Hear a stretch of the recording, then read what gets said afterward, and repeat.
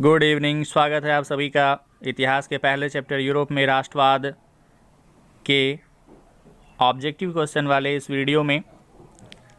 सभी जल्दी जल्दी लाइव आ जाएंगे और अपने दोस्तों को वीडियो शेयर करेंगे और अपना अटेंडेंस लाइक बटन दबाकर बनाएंगे। तो आइए देखते हैं इस चैप्टर का जो है हमारा पहला क्वेश्चन है, वह है यूरोप का मरीज किसे कहा जाता था। यूरोप का मरीज जो है वह किसे कहा जाता था।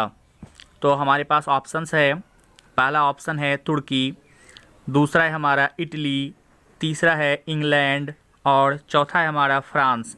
तो इसका जो है सही आंसर जो है वह हमारा हो जाएगा तुर्की। यूरोप का जो मरीज है वह तुर्की को कहा जाता था। तो इसका करेक्ट आंसर जो है वह ऑप्शन नंबर ए हो जाएगा। अगला क्वेश्चन है हमारा दूसरा क्वेश्चन, जर्मनी एवं इटली के एकीकरण के विरुद्ध कौन था। जर्मनी और इटली के एकीकरण के विरुद्ध कौन था।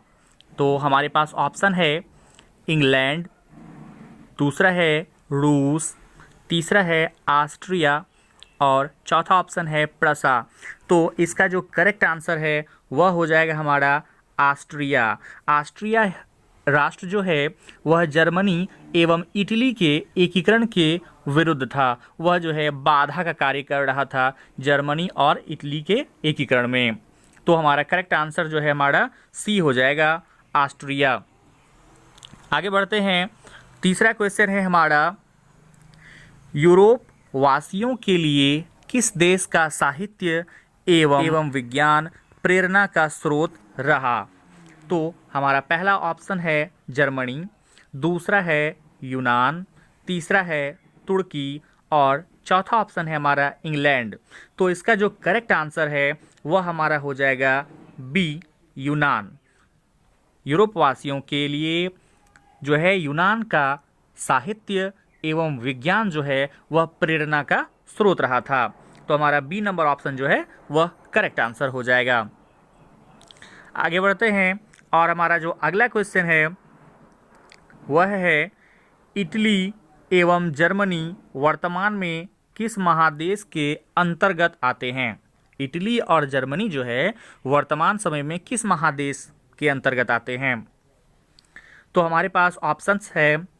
पहला ऑप्शन है उत्तरी अमेरिका, दूसरा है दक्षिणी अमेरिका, तीसरा है यूरोप और चौथा है हमारा पश्चिम एशिया। तो इस क्वेश्चन का जो सही आंसर है वह हो जाएगा हमारा option number C, Europe. Italy एवं जर्मनी जो है वर्तमान में यूरोप महादेश के अंतर्गत आता है। तो ऑप्शन नंबर सी जो है वह हमारा करेक्ट आंसर हो जाएगा। आगे बढ़ते हैं। पांचवा क्वेश्चन है हमारा, यूरोपीय सभ्यता का पालना किस देश को कहा जाता है। यूरोपीय सभ्यता का पालना जो है वह किस देश को कहा जाता है। पहला ऑप्शन है हमारा इटली, दूसरा है रोम, तीसरा है स्पेन और चौथा है हमारा यूनान। तो इस क्वेश्चन का सही आंसर जो है हमारा हो जाएगा डी, यूनान। यूरोपीय सभ्यता का पालना जो है वह यूनान को कहा जाता है। आगे बढ़ते हैं और हमारा अगला क्वेश्चन है छठा क्वेश्चन, रक्त एवं लौह नीति का अवलंबन किसने किया था। रक्त और लौह नीति का जो अवलंबन है वह किसने किया था। तो हमारे पास ऑप्शंस है। पहला ऑप्शन है हमारा मेजिनी, दूसरा है हिटलर, तीसरा है विस्मार्क और चौथा है हमारा विलियम। तो इस क्वेश्चन का जो है सही आंसर हो जाएगा हमारा option number C, Bismarck. Bismarck जो है उन्होंने रक्त एवं लौह नीति का अवलंबन किया था। अगला सातवां क्वेश्चन है हमारा, मेटरनिख कौन था। मेटरनिख जो है वह कौन था। तो हमारे पास ऑप्शंस है। पहला है ऑस्ट्रिया का चांसलर, दूसरा है हमारा फ्रांस का सम्राट, तीसरा है हमारा रूस का जार और चौथा है प्रसा का चांसलर। तो हमारा करेक्ट आंसर जो है वह हो जाएगा ऑप्शन नंबर ए, ऑस्ट्रिया का चांसलर। मेटरनिख जो थे वह ऑस्ट्रिया का चांसलर थे। अगला क्वेश्चन है हमारा 8वां क्वेश्चन, सीडान का युद्ध किसके बीच हुआ था? सीडान का जो युद्ध है वह किसके बीच हुआ था? पहला ऑप्शन है हमारे पास ऑस्ट्रिया और प्रशा, दूसरा है प्रशा और डेनमार्क, तीसरा है प्रशा और फ्रांस, चौथा ऑप्शन है हमारा इटली और रोम। तो इसका जो करेक्ट आंसर है वह हो जाएगा प्रशा और फ्रांस। जो सीडान का युद्ध है वह प्रशा और फ्रांस के बीच हुआ था। तो हमारा ऑप्शन नंबर सी जो है वह करेक्ट आंसर हो जाएगा, प्रशा और फ्रांस। आगे बढ़ते हैं। 9वां क्वेश्चन है हमारा, फ्रैंकफर्ट की संधि कब हुई? फ्रैंकफर्ट की संधि जो है वह कब हुई थी? ऑप्शन है हमारा पहला 1864, दूसरा है 1866, तीसरा है हमारा 1870 और चौथा ऑप्शन है हमारा 1871। तो इसका करेक्ट आंसर जो है वह हो जाएगा 1871। फ्रैंकफर्ट की संधि जो है 1871 ईस्वी में हुई थी। तो हमारा करेक्ट आंसर जो है ऑप्शन नंबर डी हो जाएगा। अगला क्वेश्चन है हमारा, किसने कहा था फ्रांस जब छींकता है तो बाकी यूरोप सर्दी जुकाम हो जाता है? ठीक है, किसने ऐसा कहा था कि फ्रांस जब छींकता है तो बाकी यूरोप को सर्दी जुकाम हो जाता है? तो हमारे पास ऑप्शंस है, पहला है हमारा नेपोलियन, दूसरा है हिटलर, तीसरा है मेटरनिक और चौथा है हमारा गैरी बाल्डी। तो इसका जो करेक्ट आंसर है वह है हमारा option number C, Metternich. Metternich ने ही ऐसा कहा था कि जब फ्रांस छींकता है तो बाकी यूरोप को सर्दी जुकाम हो जाता है। अगला क्वेश्चन है हमारा, बिस्मार्क किस विद्वान की विचारधारा से प्रभावित था? बिस्मार्क जो था वह किस विद्वान की विचारधारा से प्रभावित था? तो हमारा पहला ऑप्शन है रूसो, दूसरा है हिगेल, तीसरा है जैकब और चौथा ऑप्शन है हमारा नन ऑफ दीज, कोई नहीं। तो इसका जो है करेक्ट आंसर जो है वह हमारा हो जाएगा option number B, Hegel. Bismarck जो है वह हिगेल के विचारधारा से बहुत ज़्यादा प्रभावित थे। तो करेक्ट आंसर हमारा जो है वह हो जाएगा हिगेल। अगला क्वेश्चन है हमारा, नेपोलियन कोड में कितने कोड थे? नेपोलियन कोड में कितने कोड थे? तो हमारे पास ऑप्शंस है, पहला ऑप्शन है हमारा 3, दूसरा ऑप्शन है 5, तीसरा ऑप्शन है 4 और चौथा ऑप्शन है हमारे पास 7। तो इस क्वेश्चन का जो है सही आंसर वह हो जाएगा हमारा option number B, 5। Napoleon code में कुल 5 कोड थे। ठीक है, नेपोलियन कोड में कुल कितने कोड थे? तो 5 कोड थे। आगे बढ़ते हैं। 13वां क्वेश्चन है हमारा, यूरोपीय राष्ट्रवाद से प्रभावित होकर किस भारतीय शासक ने जैकोबिन क्लब की स्थापना की? यूरोपीय राष्ट्रवाद से प्रभावित होकर के किस भारतीय शासक ने जो है जैकोबिन क्लब की स्थापना की थी? पहला ऑप्शन है हमारा हैदर अली, दूसरा है टीपू सुल्तान, तीसरा है शिवाजी और चौथा है मीर जाफर। तो इस क्वेश्चन का सही आंसर जो है वह हो जाएगा हमारा option number B, Tipu Sultan. Tipu Sultan ने ही जो है जैकोबिन क्लब की स्थापना की थी। आगे बढ़ते हैं। हमारा अगला क्वेश्चन है 14वां क्वेश्चन, फ्रांस की क्रांति का प्रमुख कारण क्या था? फ्रांस की क्रांति का जो है प्रमुख कारण क्या था? ऑप्शन नंबर ए है हमारा प्रजातंत्र शासन, ऑप्शन नंबर बी है हमारा निरंकुश शासन, ऑप्शन नंबर सी है हमारा गिरफ्तारी पत्र और ऑप्शन नंबर डी है हमारा मनसबदारी प्रथा। तो इस क्वेश्चन का जो सही आंसर है वह हो जाएगा हमारा ऑप्शन नंबर बी, निरंकुश शासन। फ्रांस में जो है निरंकुश शासन की व्यवस्था थी और यही क्रांति का जो है सबसे प्रमुख कारण बना। आगे बढ़ते हैं। हमारा 15वां क्वेश्चन है, मेजिनी का संबंध किस संगठन से था? मेजिनी जो है उनका संबंध किस संगठन से था? ऑप्शन नंबर ए है हमारा लाल सेना, बी है हमारा कार्बोनरी, सी है हमारा फ्लिक हैतारिया और डी है हमारा डायट। तो इस क्वेश्चन का जो है करेक्ट आंसर जो है हमारा वह हो जाएगा बी कार्बोनरी। मेजनी का संबंध जो है कार्बोनरी नामक संगठन से था। अगला क्वेश्चन है हमारा 16वां क्वेश्चन, फ्रांस में किस शासक वंश की स्थापना वियना कांग्रेस के द्वारा की गई? फ्रांस में जो है किस शासक वंश की स्थापना वियना कांग्रेस के द्वारा की गई थी? तो पहला ऑप्शन है हमारा हैप्सबर्ग, दूसरा है हमारा ऑलिया वंश, तीसरा है हमारा वुर्वो वंश और चौथा है हमारा जारशाही। तो इस क्वेश्चन का जो सही आंसर है वह हो जाएगा हमारा ऑप्शन नंबर सी वुर्वो वंश। फ्रांस में जो है वुर्वो वंश की स्थापना जो है वियना कांग्रेस के द्वारा किया गया था। उसके बाद है हमारा 17 नंबर क्वेश्चन, किसने अपनी कूटनीति के बल पर इटली के समस्या को संपूर्ण विश्व का समस्या जो है बना दिया? किसने जो है अपना कूटनीति का प्रयोग करते हुए इटली की समस्या को जो है संपूर्ण विश्व की समस्या जो है बना दिया था? हमारे पास ऑप्शंस है, ए नंबर ऑप्शन है काउंट कावूर, बी नंबर है हमारा गैरिबाल्डी, सी है हमारा मेजिनी और डी है विक्टर एमेनुएल। तो इस क्वेश्चन का जो सही आंसर होगा हमारा वह हो जाएगा काउंट कावुड। ठीक है, तो ऑप्शन नंबर ए हमारा क्या हो जाएगा? काउंट कावुड हो जाएगा। अगला क्वेश्चन है हमारा, नेक्स्ट क्वेश्चन है 18वां क्वेश्चन, विलियम प्रथम कहाँ का शासक था? विलियम प्रथम जो है वह कहाँ का शासक था? ऑप्शन है हमारा पहला इटली, दूसरा प्रसा, तीसरा ऑस्ट्रिया और चौथा जो ऑप्शन है हमारा वह है यूनान। तो इसका करेक्ट आंसर जो हो जाएगा वह है option number C Austria. William प्रथम जो है वह ऑस्ट्रिया का शासक था।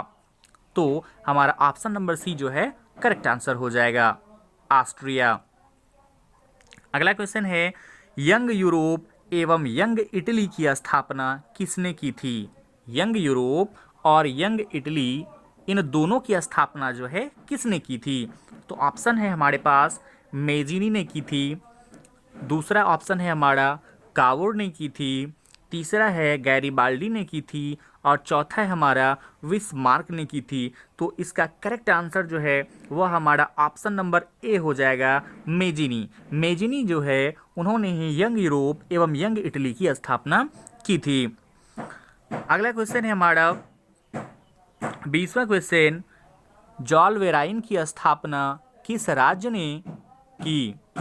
जॉल वेराइन की जो स्थापना है वह किस राज्य ने की थी?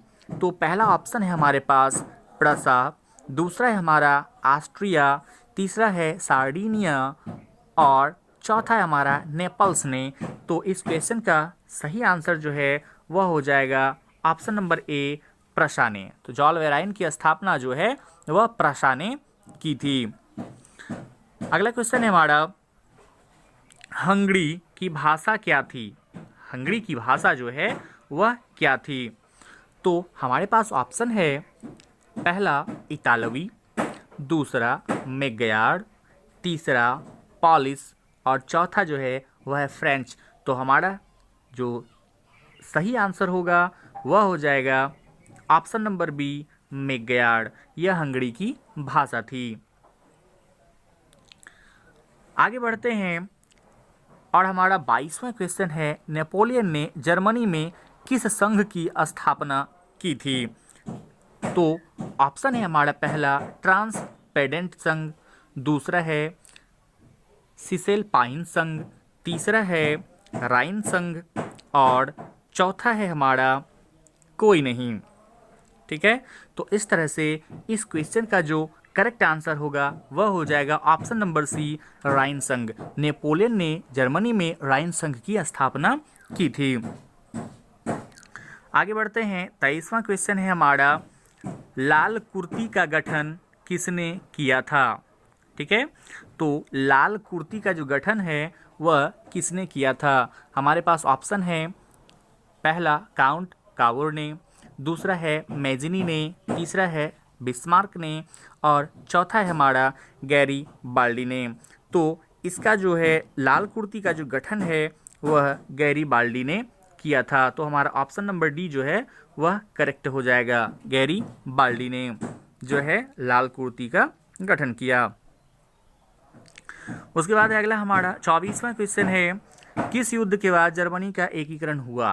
किस युद्ध के बाद जो है जर्मनी का एकीकरण हुआ? हमारे पास ऑप्शंस है। पहला ऑप्शन है क्रीमिया युद्ध, दूसरा है सेडोवा का युद्ध, तीसरा है हमारा प्रसा और डेनमार्क का युद्ध और चौथा ऑप्शन है हमारा सीडान का युद्ध। तो इसका सही आंसर जो है ऑप्शन नंबर डी हो जाएगा, सीडान का युद्ध। सीडान के युद्ध के द्वारा ही जो है, सीडान के युद्ध के बाद ही जो है हमारा जर्मनी का एकीकरण संभव हो पाया। आगे हमारा कावड़ कौन था? कावड़ जो है वह कौन था? तो हमारे पास ऑप्शंस है। पहला ऑप्शन है जर्मनी का राजा, दूसरा है हमारा इटली का प्रधानमंत्री, तीसरा है इटली का राजा और चौथा है हमारा जर्मनी का मंत्री। तो इसका करेक्ट आंसर जो है वह हो जाएगा इटली का प्रधानमंत्री। कावड़ जो है वह इटली का प्रधानमंत्री था। अगला क्वेश्चन है हमारा 26वां क्वेश्चन, जर्मनी का एकीकरण कब पूरा हुआ? जर्मनी का एकीकरण जो है वह कब पूरा हुआ? पहला ऑप्शन है हमारे पास 1890 में, दूसरा है 1848 में, तीसरा है 1871 में और चौथा है हमारे पास 1870 में। तो इसका जो है सही आंसर वह हो जाएगा ऑप्शन नंबर सी, 1871 में। जर्मनी का जो एकीकरण है वह 1871 में हुआ। अगला है हमारा 27वां क्वेश्चन, सेडोवा के युद्ध में किसकी पराजय हुई? सेडोवा का जो युद्ध हुआ उसमें किसकी पराजय हुई अर्थात हार हुई? पहला हमारा ऑप्शन ऑस्ट्रिया की, दूसरा है प्रसा की, तीसरा नेपल्स की, चौथा सार्डिनिया की। तो इस क्वेश्चन का जो सही आंसर है वह हो जाएगा हमारा ऑस्ट्रिया। तो हमारा जो है सेडोवा का जो युद्ध हुआ था उसमें ऑस्ट्रिया की पराजय हुई थी। तो इसका सही आंसर है ऑप्शन नंबर ए, ऑस्ट्रिया। अगला है हमारा 28वां क्वेश्चन, 1830 की क्रांति के बाद फ्रांस में किस प्रकार का शासन स्थापित हुआ? 1830 की क्रांति के बाद जो है फ्रांस में किस प्रकार का शासन का स्थापना हुआ था? तो हमारे पास ऑप्शंस है। पहला ऑप्शन है संघीय शासन व्यवस्था, दूसरा है संवैधानिक राजतंत्र, तीसरा है निरंकुश राजतंत्र और चौथा है गणराज्य। तो इसका सही आंसर जो है वह हो जाएगा हमारा ऑप्शन नंबर बी, संवैधानिक राजतंत्र। 1830 की क्रांति के बाद फ्रांस में जो है संवैधानिक राजतंत्र शासन व्यवस्था जो है स्थापित हुआ। अगला है हमारा 29वां क्वेश्चन, मरियान किस देश के राष्ट्रवाद का प्रतीक था?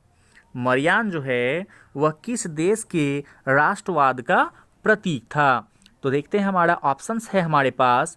पहला ऑप्शन है हमारा फ्रांस, दूसरा है हमारा दूसरा है हमारा जर्मनी और तीसरा है हमारा इटली और चौथा है हमारा रूस। तो इस क्वेश्चन का जो है हमारा सही आंसर जो है वह हो जाएगा option number A, France. Marianne जो है वह फ्रांस के राष्ट्रवाद का प्रतीक है। आगे बढ़ते हैं और हमारा जो अगला क्वेश्चन होगा 30वां क्वेश्चन वह है बिस्मार्क क्या था? बिस्मार्क जो थे वह क्या थे हमारा? तो ऑप्शन है हमारा।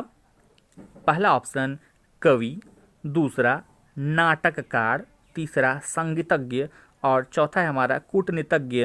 तो बिस्मार्क जो थे वह कूटनीतिज्ञ थे अर्थात ऑप्शन नंबर डी जो है हमारा करेक्ट आंसर हो जाएगा, कूटनीतिज्ञ।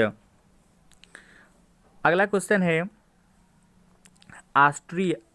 चार्टिस्ट आंदोलन कहाँ हुआ था? चार्टिस्ट आंदोलन जो है वह कहाँ हुआ था? ऑप्शन है हमारे पास ऑस्ट्रिया, यूनान, तुर्की और इंग्लैंड। तो हमारा चार्टिस्ट आंदोलन जो है वह हुआ था इंग्लैंड में। चार्टिस्ट आंदोलन कहाँ हुआ था? इंग्लैंड में हुआ था, अर्थात हमारा ऑप्शन नंबर डी जो है वह करेक्ट आंसर हो जाएगा। अगला है हमारा 32वां क्वेश्चन, राष्ट्रवाद की अवधारणा का जन्म किस घटना से माना जाता है? राष्ट्रवाद की अवधारणा का जन्म जो है वह किस घटना से हुआ था? तो हमारे पास ऑप्शन है, पहला पुनर्जागरण, दूसरा है धर्म सुधार आंदोलन, तीसरा है गौरवपूर्ण क्रांति और चौथा है फ्रांस की क्रांति। तो इसका जो है सही आंसर जो है वह हो जाएगा ऑप्शन नंबर ए, पुनर्जागरण। तो राष्ट्रवाद की अवधारणा का जन्म जो है पुनर्जागरण की घटना से जो है माना जाता है। अगला क्वेश्चन है हमारा 33वां क्वेश्चन, किस संधि द्वारा जर्मनी का एकीकरण हुआ? किस संधि के द्वारा जो है जर्मनी का एकीकरण हुआ? ऑप्शन है हमारे पास, पहला डेनमार्क की संधि, दूसरा है गैस्टीन की संधि, तीसरा है प्राग की संधि, चौथा है फ्रैंकफर्ट की संधि। तो हमारा जो है ऑप्शन नंबर डी जो है इसका करेक्ट आंसर हो जाएगा फ्रैंकफर्ट की संधि। आगे बढ़ते हैं, हमारा 34वां क्वेश्चन है, वियना सम्मेलन कब हुआ था? वियना सम्मेलन जो है वह कब हुआ था? तो हमारे पास ऑप्शंस है, पहला ऑप्शन है 1815 में, दूसरा है 1820 में, तीसरा है हमारा 1818 में और चौथा ऑप्शन है 1848 में। तो हमारा करेक्ट आंसर हो जाएगा ऑप्शन नंबर डी, 1848 में। आगे हमारा 1829 की एड्रियानोपुल की संधि किस देश के साथ हुई? एड्रियानोपुल की संधि जो है वह किस देश के साथ हुई थी? तो हमारे पास ऑप्शंस है, पहला ऑप्शन है रूस, दूसरा है यूनान, तीसरा है ब्रिटेन और चौथा है पोलैंड। तो हमारा जो है करेक्ट आंसर जो है वह हो जाएगा ऑप्शन नंबर ए, रूस। एड्रियानोपुल की संधि जो है 1829 ईस्वी में रूस के साथ हुई थी। ठीक है, किसके साथ हुई थी? तो रूस के साथ हुई थी। अगला क्वेश्चन है हमारा 36वां क्वेश्चन, जर्मन राइन राज्य का निर्माण किसने किया था? तो ऑप्शन है हमारे पास, पहला लुई 18वां, दूसरा है नेपोलियन बोनापार्ट, तीसरा है हमारा नेपोलियन तृतीय और चौथा ऑप्शन है हमारा बिस्मार्क। तो इसका जो करेक्ट आंसर है वह हो जाएगा हमारा ऑप्शन नंबर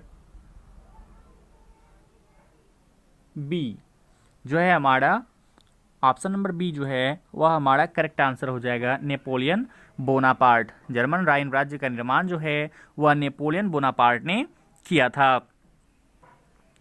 आगे बढ़ते हैं, अगला क्वेश्चन है हमारा, गैरिबाल्डी पेशे से क्या था? गैरिबाल्डी पेशे से क्या था? पहला ऑप्शन है हमारा सिपाही, दूसरा है किसान, तीसरा है जमींदार और चौथा है हमारा नाविक। तो हमारा जो है करेक्ट आंसर जो है वह हो जाएगा नाविक। गैरिबाल्डी जो है पेशे से नाविक थे। ठीक है, गैरिबाल्डी पेशे से क्या थे? तो नाविक थे गैरिबाल्डी पेशे से। तो ऑप्शन नंबर डी जो है वह हमारा करेक्ट आंसर हो जाएगा।